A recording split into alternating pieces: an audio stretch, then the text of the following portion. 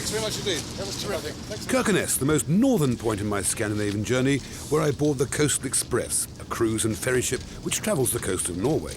And I'm looking forward to a relaxing journey now, away from hot stoves and stressed-out film crews. Take me to the bar, I told my producer. Right away, sir, he said. So how come I ended up in the kitchen? We're on the most brilliant ship, which takes us from Kirkenes all the way to Bergen. It takes 11 days, and it's a brilliant, brilliant trip. And I have been given a free passage on this ship, which is absolutely fantastic. But truth to tell, there is no such thing as a free passage. I have to cook a real meal, not for television, but for the skipper and the 4 most senior officers. We're going to put butter into there, and we're cooking the most amazing fish soup. And in there, I'm throwing a load of chopped leeks, onions, garlic, and carrots, which you can't even see. You'll probably have to have your lens wiped off. You can probably see that a little bit better. Leeks, carrots, onions, and garlic. Okay. Now they've taken a little bit of colour. We're going to throw in a load of freshwater crayfish shells. We are, after all, cooking for the captain, so no expense of any kind shall be spared. None. Let these fry away for a bit. And this is what you would really do if you were in Escoffier's kitchen, or the great Kornoski. This is how they made their lobster bisques, their crab bisques, their shellfish bisques. They chucked in about half a bottle of cognac, like that. And it's difficult to flame it, but I'm going to try with a lighter because we do want it to flame, if we can get it to flame. There we are. Excellent. We let that flame down for a bit. I have some pure fish stock. Now, I didn't make this stock. My friend, the head chef, who's somewhere, he made this for me. It's lovely turbot bones, turbot heads, leeks, carrots, onions, all bubbled beautifully, very gently, until you get this beautiful, pure fish stock, which goes into here. Okay, so that's the fundamental basis of our freshwater crayfish soup. We let that simmer away for a while, probably for, that's going to simmer for at least 1 hour from now, just very, very gently.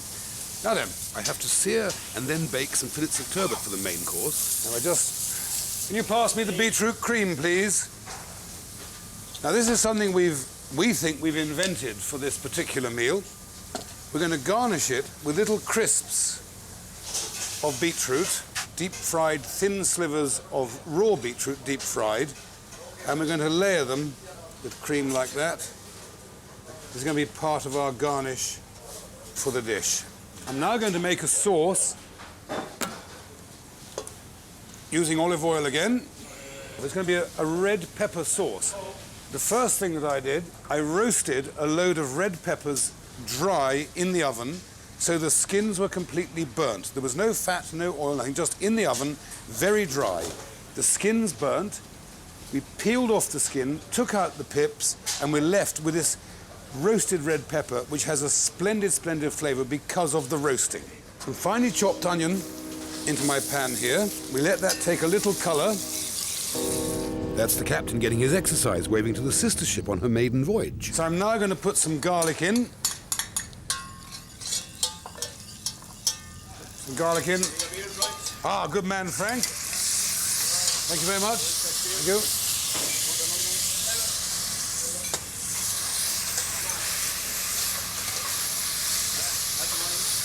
Yes. I'm going to add a little bit of fish velouté.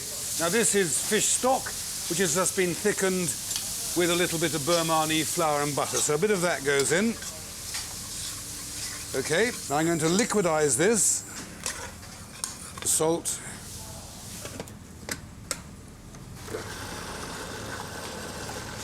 Organize that into a bain-marie, keep it warm, ready for service, and bring back the clean dish to me. Thank you. This is as dark as it gets at night at this time of the year. Now I'm going to start crushing up some of these crayfish shells to extract the maximum flavour from them in my trusty, whatever this machine is.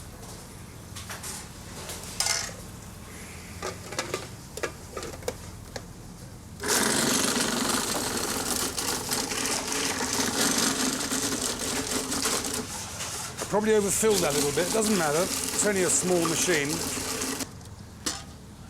Good, then return that to the stove to simmer just very gently, which is the low one, that one.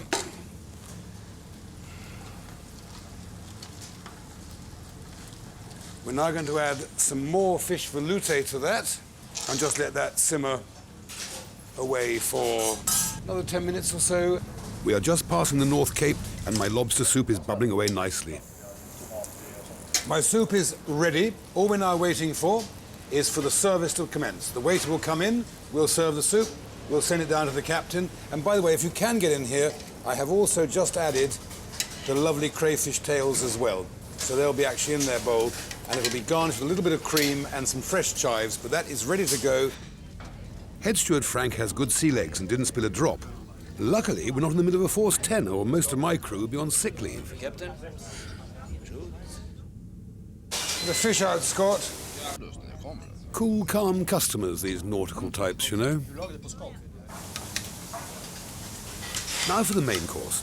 For the sauce, I fried some onions and garlic, roasted some red peppers until the skins were slightly burnt, and mixed the ingredients in the blender. The turbot I seared on the griddle and then baked in the oven. Then I added my sliced fried beetroots and my finely chopped fried leeks. Follow that with the... And finally some fried potatoes with chopped dill. Give them plenty for each. Hungry seafaring men.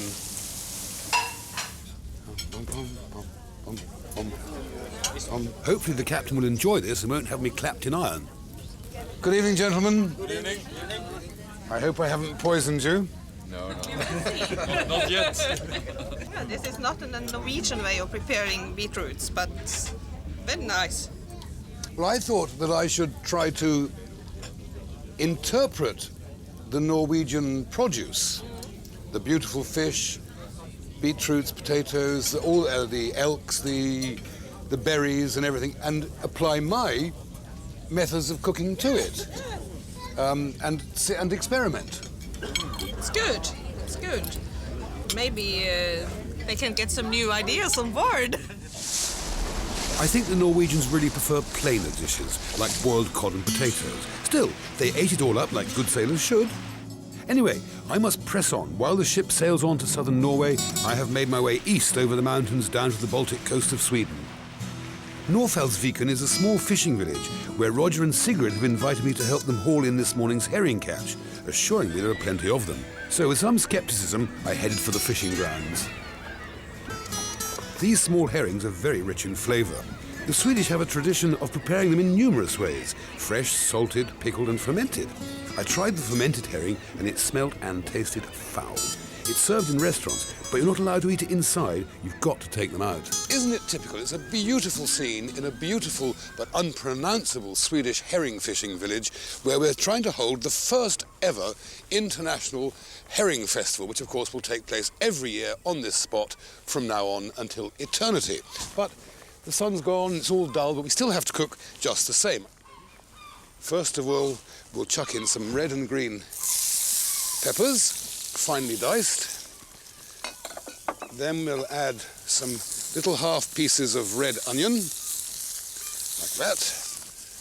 Give that a stir around. We don't want to burn any of this, just soften it in the olive oil.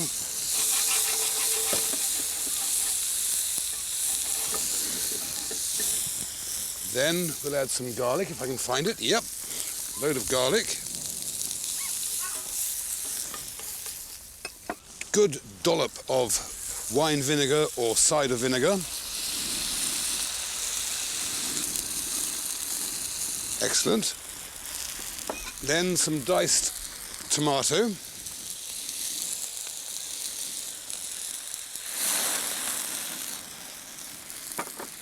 Some black peppercorns.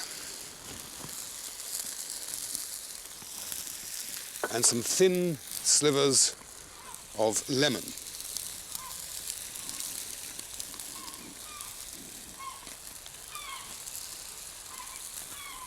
Right. Next, some whole gutted herrings, as fresh as you could ever wish to get.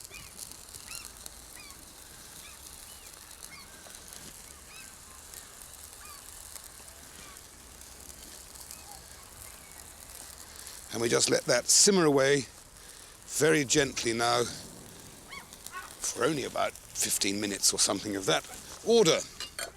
Pot goes down there. Reach for my little bottle because it's time for a mid-morning slurp. Oh, the vinegar gets up your nose. So do a few other things occasionally. Don't they, Mr. Director? Anyway, cheers. Now you can, once you've fried these little vegetables and softened them in the olive oil and added the wine vinegar, you could easily put these in your oven with a piece of tin foil over the top and let them bake in the oven. But I haven't got an oven, so I'm going to cook them on both sides in this hot, oily, vinegary, lemony, peppery marinade. I've left Roger and Sigrid to organise next year's herring festival, which will not feature the fermented herring.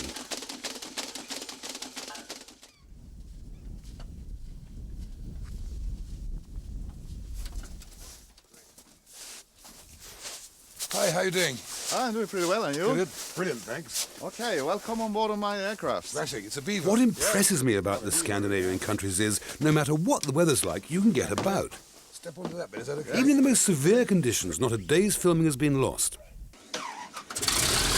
We've had some hair-raising plane journeys, though, Hector. During a snowstorm over northern Norway, the plane seemed to suddenly drop out of the sky. Everyone froze except the air hostess, who started screaming. Well, I thought I'd seen my last pub, but once the plane settled, she recovered quickly and offered us several large ones, as long as we didn't tell the captain. This plane, by the way, is a Beaver, my favourite small plane. Tried, tested and trusted by the military, prospectors, farmers, flying doctors, et al., the world over. Next stop is Kiruna, a mining town in the north of Sweden. In fact, I'm heading down the iron ore mine to find something that has nothing to do with mining at all.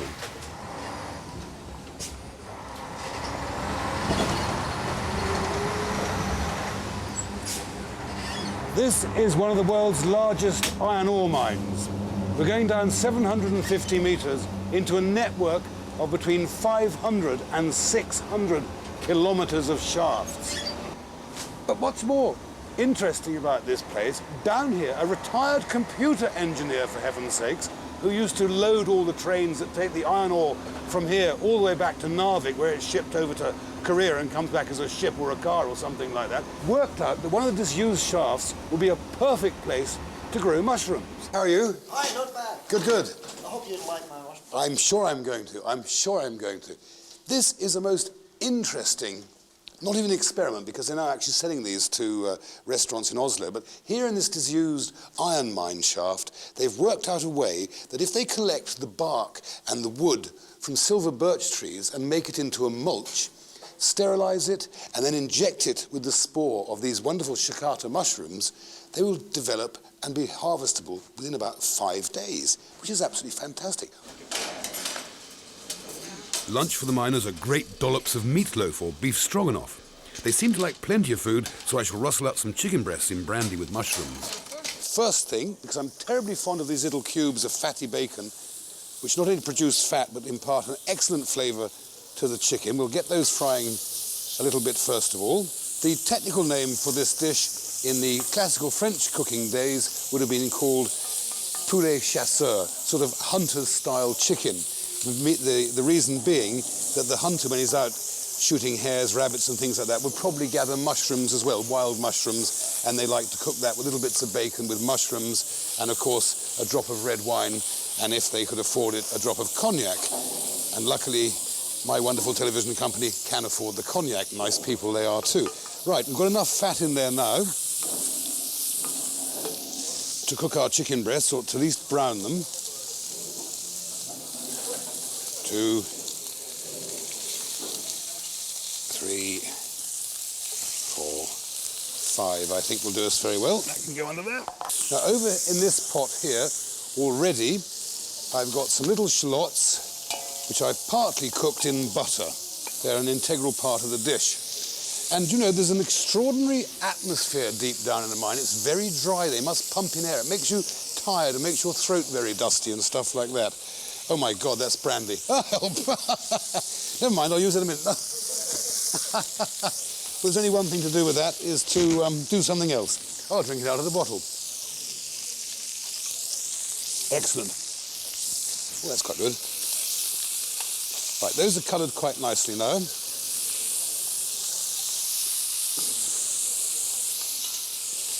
That brandy will come in very useful. That would have been a fatal mistake if I... Have you ever done that? Picked up somebody else's drink and nearly thrown up over the bar?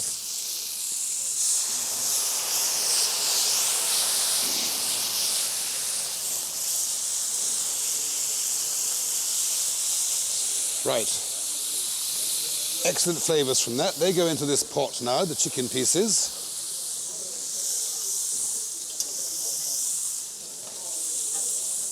Then we deglaze the pan with some red wine. Oh shit, there's total confusion here. Absolute confusion. I muddled the brandy with the red wine again. It doesn't matter. It's all going to a very, very good cause. Too long underground, you see. You get iron crazy. Right, our red wine and bacon pieces now we transfer into that. Get rid of that. Now, because we're 50 or 500 metres underground, it was difficult to get fresh thyme. And besides, even above ground, it's under 5 feet of snow, so there isn't any. So we put a bit of dried thyme in. Then we will add some of our chicken demi-glaze, just bones of chickens, onions, carrots, leeks, fried up together, covered with red wine, a little bit of flour and thickened. Right, that now has to simmer away, a bit of salt and pepper. Simmer away for about 20 minutes, not much longer than that, because chicken breasts don't really take very much longer to do. 20 minutes or half an hour. So the lid goes on for a while.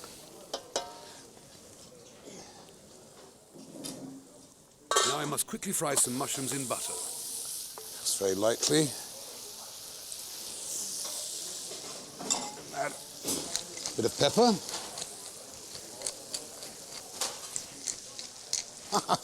Wildly impressed, aren't they? I think they're probably happier with their meatloaf.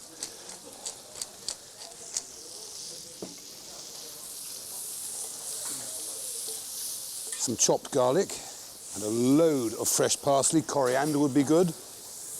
Then, a little breast of chicken. Some baby onions. Very rich chicken cognac and red wine sauce. Then some of these delicate mushrooms.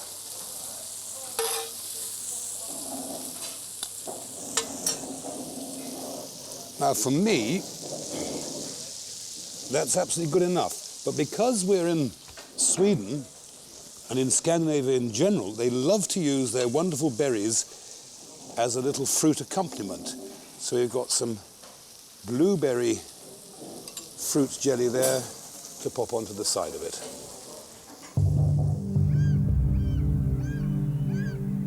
Back on the coast of northern Norway, I found this little village of Bugenes. Here, as in most coastal towns, the houses are built of wood. The trees are easily accessible and the logs can be transported along the fjords to the coast. In the freezing winters, they hold the heat well and are cheap to build. Hello. Hello. Fishing is the main source of income here, but the fish stocks are dwindling. The herring have almost disappeared from the coastal waters. Ovind is taking me out to the harbour wall, where he has found a new resource to breed, spider crabs.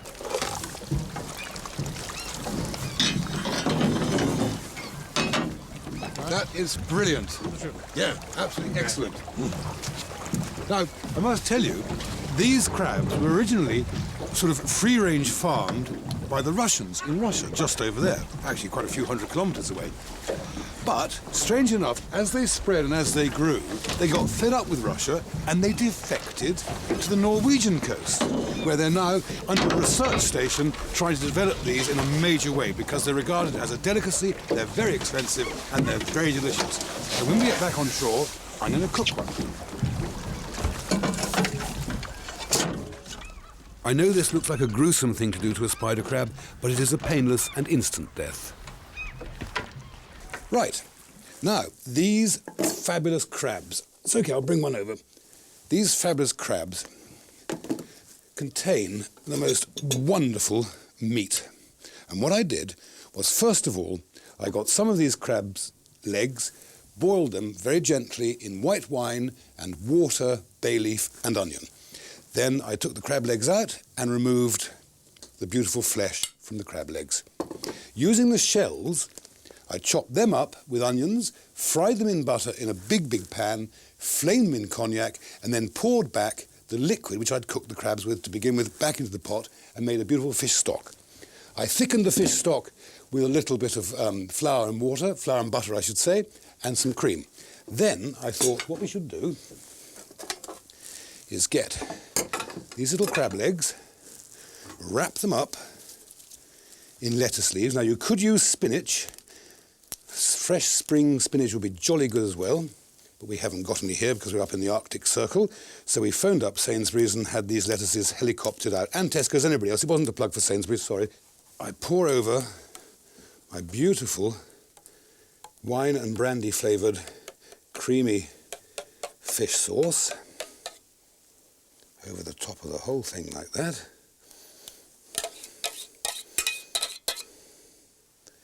Then, because we're in Norway, I'm using grated Jarlsberg cheese, but you could use mature cheddar, you could use parmesan, you could use any kind of hard cheese that you like to sprinkle over the top of that.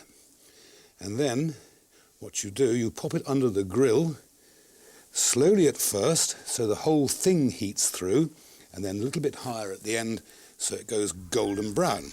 Scott, my assistant, popped the dish next door as we had no cooking facilities. The dish was baked for 20 minutes and a little garnish of fried leeks was added. It looks and tastes delicious.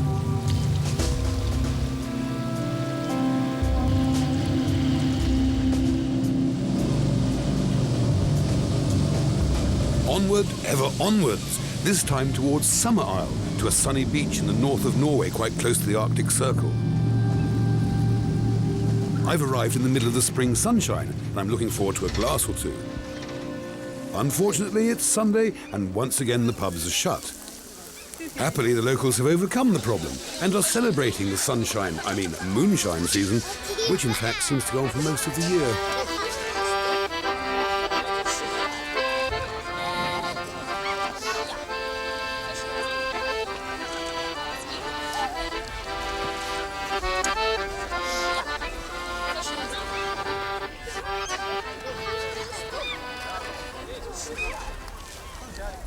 This is, I could tell you about this is catfish. It is quite remarkable. I had catfish in Louisiana. They were about that big. From King Creole, Elvis Presley sang a song, Jumping Like a Catfish on a Pole, but he wasn't talking about ones this big. And you know, on the liner I was on, one of the trips here, they even made the chairs and the decor of the bar out of the skin of these things. These are lumpfish, from which I believe comes the little lumpfish caviars. And these oursins, these sea urchins, people would kill for. It is the caviar of the sea. Goethe, the German poet, once described the taste of these as if the sun and the moon had both kissed the sea at the same time, and they are at their best when they're from frozen waters. Oh, sensational. Now, I tell you what, it's very good for the sex life. This is a true aphrodisiac. Anyway, I'm now going to spoil the whole thing by offering my interpretation of what I can do on a Caribbean, Norwegian Arctic beach as the sun starts to spin round, because that's what it does. First of all, a quick slurp. Most important. Now, the reason these people are all so happy, and you spin around and look at them, and isn't it extraordinary? Not one of them has a glass in their hand. But I can let you into a very small Norwegian secret. they have a thing called moonshine, because today is Sunday, you cannot get alcohol anywhere. But these resilient Vikings have a technique of making sure that what looks like an innocent cup of coffee is filled with the most potent liquor you could wish to enjoy. Anyway, right, into my pan, some oil. Into my pan, some onions. Into my pan, some chopped red peppers. You have to let those sweat down for a second or two. Now we're going to add some garlic and some chopped chili, or sliced chili to make it nice and spicy. Then we're going to add some ginger, finely chopped ginger.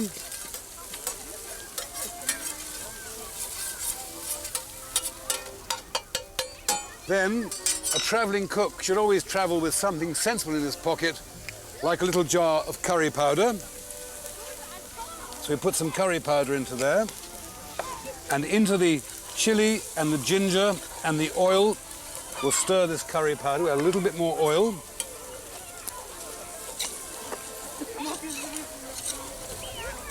Now, into my curry, I'm going to add some cream.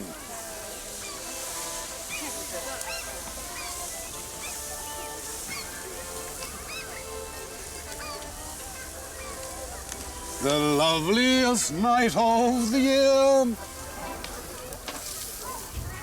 Right, cream curry sauce. Here,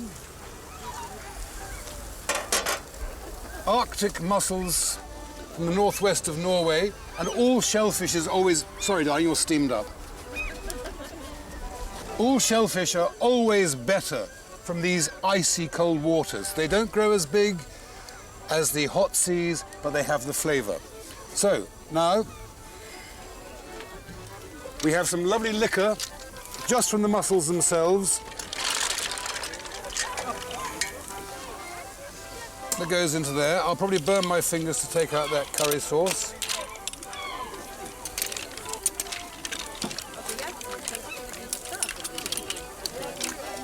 Just taste this, it might need a few seconds to cook away. And just to thicken the sauce, we'll add a little bit of Burmani. You all know what that is, butter and flour, just stirred in to thicken the sauce. We let that cook away at Arctic Charcoal Mark IV. I'm going to have a drink, and when that's cooked, we're going to offer it to the assembled Vikings.